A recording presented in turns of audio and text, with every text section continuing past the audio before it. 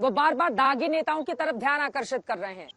और जी वहां पर बिल्कुल। यकीनन 2014, 2017, 2019 उस समय भी ये नैरेटिव सेट करने की कोशिश की जा रही थी कि देखिए जो जाट है वो बीजेपी के साथ नहीं है, जाट को लेकर अलग अलग बातें थी, लेकिन तीनों ही बार जाटों ने बड़ी तादाद में बीजेपी को वोट दिया।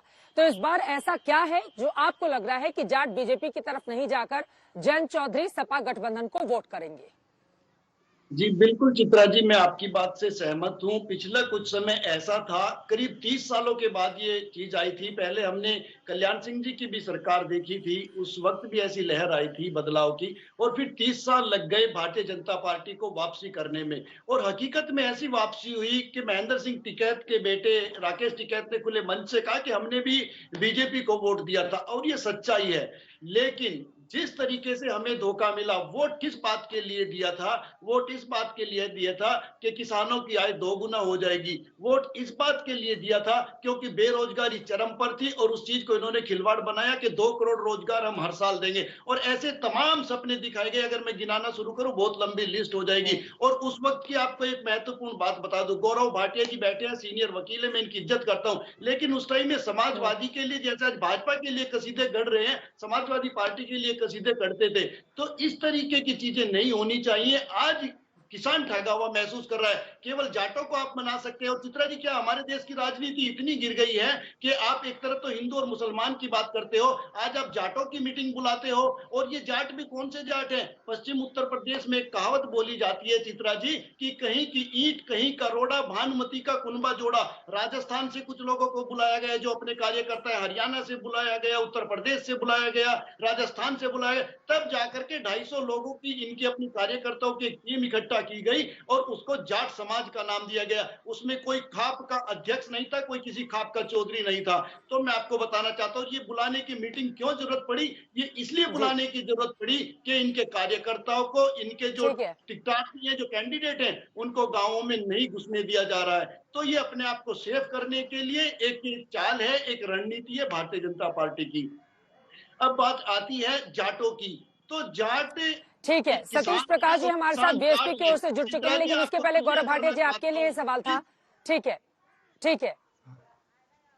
देखिए संदीप जी ने जो आपने जो सवाल पूछा है उसका मैं जवाब ले लेती हूँ। वो कह रहे हैं आपके नेताओं को गांव में घुसने नहीं दिया जा रहा है, इस वजह से अलग अलग राज्यों से जाट नेताओं को बुलाकर केवल माहौल बनाने का काम बीजेपी की ओर से किया जा रहा है। गौरव भाटिया जी।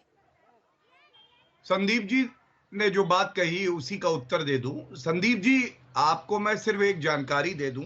देखिए, सर्वोच्च न्यायालय का मेरे पास ये आदेश है।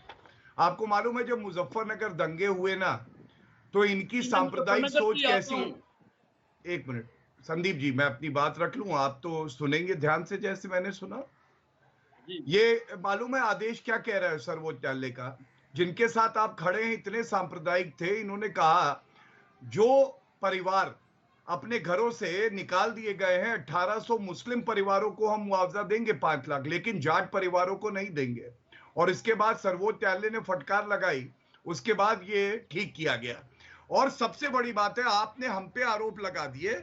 आपने कहा कि हम लोगों ने जाट भाइयों को बुलाया बात करने के लिए। आप ये बताइए, समाजवादी पार्टी जिन्ना जिन्ना करे तो वो ठीक है, अगर वो आजम खान जो जेल में उसको टिकट दे वो ठीक है, अब्दुल्ला खान जो किसानों की जमीन हड़प रहे हैं जो बेल में बाहर आए तो वो ठीक है, नाहिद हसन जो कहते हैं हिंदुओं से कोई भी सामान मत लेना उसको टिकट दे तो वो ठीक है, मुहर्रम अली पप्पू जिन्होंने गुरुद्वारे में हिंसा कराई उसको टिकट दे दे वो ठीक है। लेकिन हमने अपने जाट भाइयों से बात कर ली, अपने दिल की बात रखी, उन्होंने अपने दिल की बात रखी, तो आरएलडी और सपा को दिक्कत हो गई, आग लग गई। ये मुझे समझ में नहीं। ठीक है, गौरव भाटिया जी से जुड़ा हुआ जल्दी से एक और सवाल का जवाब आप दीजिए। तो फिर अगर इतना काम किया तो चुनाव के ठीक पहले ही जाट नेताओं से दिल की बात करने की जरूरत क्यों आन पड़ी? और उसके पहले मैं आ रही हूं अनुराग जी, फौरन अखिलेश यादव की ओर से ट्वीट किया गया है, इसका जवाब गौरव भाटिया जी आप दीजिएगा। उन्होंने लिखा है उत्तर प्रदेश में भाजपा की टीम का कप्तान, उपकप्तान और अब तक घोषित 195 में से 82 प्रत्याशियों की छवि आपराधिक है, और दिल्ली की टीम में तो साक्षात उनके सम्मान में भाजपा लखनऊ की जगह लखीमपुर को राजधानी घोषित कर दे। आप आपराधिक उम्मीदवारों के उनके दाग गिनाते हैं, वो पलटकर आप पर भी यही आरोप लगाते हैं। नहीं चित्रा जी, मैं केवल इतना कहूंगा, प्रदेश की जो जनता है वो बड़ी समझदार है। हम पूर्वांचल एक्सप्रेसवे पे बात करेंगे, गन्ना किसानों के भुगतान पे बात करेंगे, एम्स पे बात करेंगे, 25 करोड़ से ज्यादा टीके लगे हैं, हम इस पे बात करेंगे। और ये लोग क्या बात करेंगे? बीजेपी का टीका है मत लगाओ, जिन्ना जिन्ना जिन्ना, पाकिस्तान दुश्मन नहीं है, नाहिद हसन जैसों को टिकट देंगे। आपको लगता है कि उत्तर प्रदेश की जनता नहीं देख रही? भारतीय जनता पार्टी बात कर रही है विकास की, जिस तरह से जीवन बदला है, कानून व्यवस्था बेहतर हुई है। और आजम खां की भैंसे ढूंढने पुलिस चली जाती थी, आज उस वर्दी का रसूख है चित्रा जी कि अतीक अहमद और मुख्तार अंसारी, जो अपने आप को डॉन कहते थे, आज डर के मारे थर थर कांपते हैं कि योगी आदित्यनाथ जी ने कानून का राज स्थापित किया है।